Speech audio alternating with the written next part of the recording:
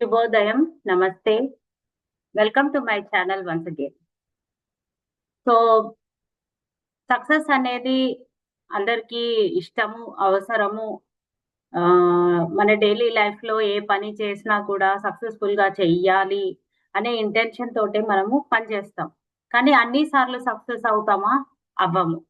So, balance అనేది ఉంటుంది. ఒక 4 సార్లు కష్టపడ్డాక ఫిఫ్త్ టైమ్ బెనిఫిట్ అవుతది. లేదా సక్సెస్ అవుతారు. దాని వెనకాల స్ట్రగుల్ చేస్తేనే మనకు సక్సెస్ అనేది దొరుకుతుంది. ఈ సక్సెస్ రావడానికి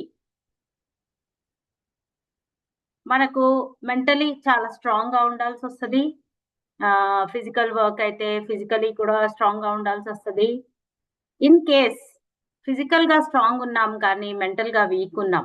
పనైతే చేస్తున్నాం. కానీ స్ట్రాటజీస్ లేకుండా పనిచేసి, గైడెన్స్ లేకుండా పనిచేసి, మన ఎనర్జీస్ అంతా వేస్ట్ చేసుకుంటే గనక అది లైఫ్‌లో ప్రోగ్రెస్ చేయడం అనేది ఆహ్, కొంచెం కష్టమవుతుంది. చెయ్యలేరని కాదు. చేస్తారు. అందరూ చేస్తారు. బట్ కొంచెం కష్టమవుతుంది. అయితే as a behaviour transformation and life coach మీకు ఇవాళ ఒక టెస్టిమోనియల్ గురించి డిస్కస్ చేస్తాను. ఆ క్లయింట్ వచ్చినప్పుడు చాలా ఎమోషనల్‌గా ఉండే. ఏ చిన్న కష్టం వచ్చినా కూడా తట్టుకోలేక ఏడ్చేసేయడము, కోపం వచ్చేయడము అలాంటివన్నీ చాలా జరుగుతూ ఉండే. సో, వాళ్ళ లైఫ్‌లో ఈ ఎమోషనల్ ఇంబాలన్స్ అనేది చాలా ఉండింది. మా లైఫ్ కోచింగ్‌లో ఉన్న టెక్నిక్స్ వాడి ఆహ్, హ్మ్, ఆ పర్టిక్యులర్ ఎమోషనల్ బ్యాలన్స్ అనేది తీసుకొచ్చాను నేను. సో, కొన్ని సెషన్స్ పడతాయి. మనకు ప్రాబ్లమ్ ఐడెంటిఫై చేయడానికి, దాని వెనకాల ఉన్న కారణం ఏంటి? అది ఎందుకు జరుగుతుంది? అది ఏ రకంగా బయటపడుతుంది? కోపం అనేది జస్ట్ ఒక రియాక్షన్.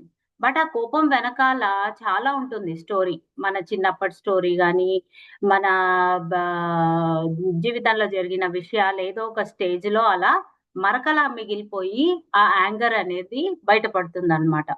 సో, మీకు ఆ టెస్టిమోనియల్ ఇప్పుడు షేర్ చేస్తాను. కొంచెం ఆ టెస్టిమోనియల్‌లో ఉన్న విషయాలేంటనేది కూడా డిస్కస్ చేస్తాను.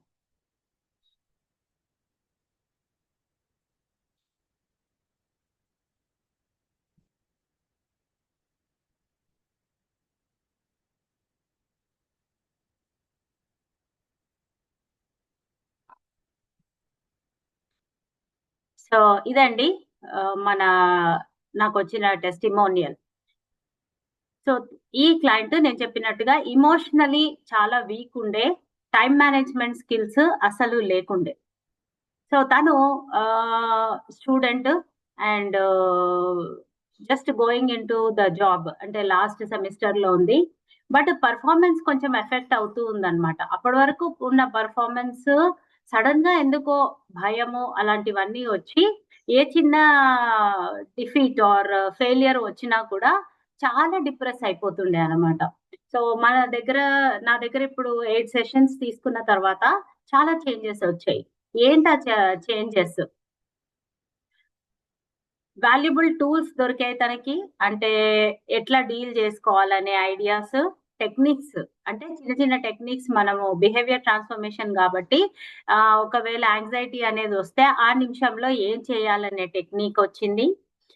సేఫ్ అండ్ నాన్ జడ్జ్‌మెంటల్ స్పేస్‌తో విన్నా నేను. అంటే వాళ్ళు ఎప్పుడైనా సరే మాకు ట్రస్ట్ ఫ్యాక్టర్ అనేది చాలా ఇంపార్టెంట్. సో, ఒక కోచ్ లాగా మేము చెయ్యాలి అంటే ఎదుటి వాళ్ళు మాకు చెప్పే సీక్రెట్స్ ఏ టైంలో కూడా బయటికి చెప్పడానికి వీల్లేదు. అండ్ వాళ్ళ ఫీలింగ్స్‌ని జడ్జ్ చేసే మైండ్ సెట్ అసలుండకూడదు.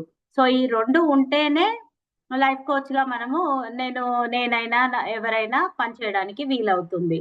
సో, నేను విన్నానని తను చెప్పిందనమాట.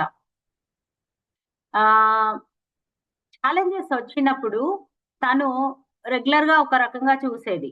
బట్ ఈ సెషన్స్ తీసుకున్న తర్వాత ఆ ప్రాబ్లమ్‌ని అప్రోచ్ అయ్యే మెథడ్ చేంజ్ అయిపోయింది. అంటే కొన్ని సార్లు మన భయం మన ముందు ఒక పెద్ద గోడలా పనిచేస్తది. అదే మనం ఆ భయాన్ని టాకిల్ చేశామనుకోండి, అది చిన్న చీమలా అయిపోతుంది. సో, ప్రపంచం అనేది ఎంత బ్యూటిఫుల్‌గా ఉంటుంది, ఎన్ని రకాల సొల్యూషన్స్ ఉంటాయి అనేది చూడడానికి మన పర్స్పెక్టివ్ అనేది మారుతుంది. మన దృష్టికోణం అనేది మారుతుందనమాట.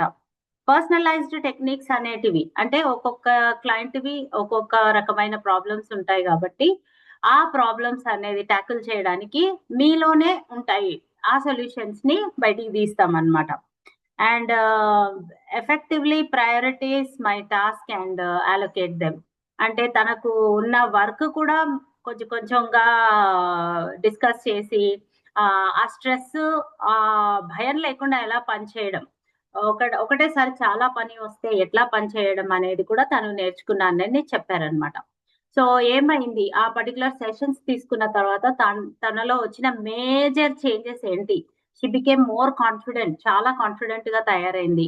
Failures to stepping stones. అంటే అప్పటి వరకు ఫెయిల్ అయిపోతే ఏడిచిన అమ్మాయి ఫెయిల్యూర్‌లో ఏం తప్పు జరిగింది? నేనెలా దాంట్లోంచి బయటపడడానికి ఏ స్కిల్స్ నేర్చుకోవాలి అనేది తనకు తెలిసింది. She identified her strengths. మనలో ఒక 2 వీక్‌నెస్‌లుంటే ఒక 4 స్ట్రెంగ్త్స్ ఉంటాయి. 2 వీక్‌నెస్‌లు పట్టుకొని ఏడుస్తాం గానీ స్ట్రెంగ్త్‌ని ఉపయోగించం. సో, తనకప్పుడు తన స్ట్రెంగ్త్ మీద నమ్మకం అనేది వచ్చింది. She got a job. Job కూడా వచ్చింది తనకి. నేను యూజ్ చేసిన టెక్నిక్స్ ఇవి చాలా లైఫ్ కోచెస్ యూజ్ చేస్తారు. కానీ షేర్ చేయకపోవచ్చు. సో, నేను కొన్ని షేర్ చేస్తున్నాను మీతోటి.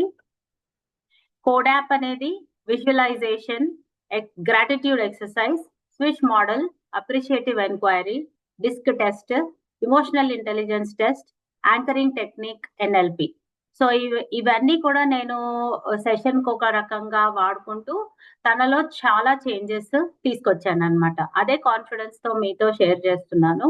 మీరు చిన్న చిన్న ప్రాబ్లమ్, పెద్ద పెద్ద ప్రాబ్లమ్ అని ఫీల్ అవ్వకుండా లైఫ్ కోచెస్‌వి గైడెన్స్ తీసుకుంటే గనక సూపర్‌గా పెర్ఫార్మ్ చేయగలరు. నాకు ఈ పాయింట్ మీద మాట్లాడినందుకు ఆహ్, చాలా హ్యాపీ అనిపిస్తుంది. ఎందుకంటే ముందంతా నేను ఎక్స్‌ప్రెస్ చేయలేకపోయాను. ఇలా చేసుకుంటే చాలా బావుంటుందని. బట్ ఇవాళ ఎక్స్‌ప్రెస్ చేయగలిగాను. ఆ పర్టిక్యులర్ దీనికి నాకు నేను చాలా థాంక్ యూ చెప్తున్నాను. అండ్ మీరు ఓపికగా విన్నందుకు మీకు కూడా చాలా thanks. Please subscribe to my channel. Thank you and have a good day.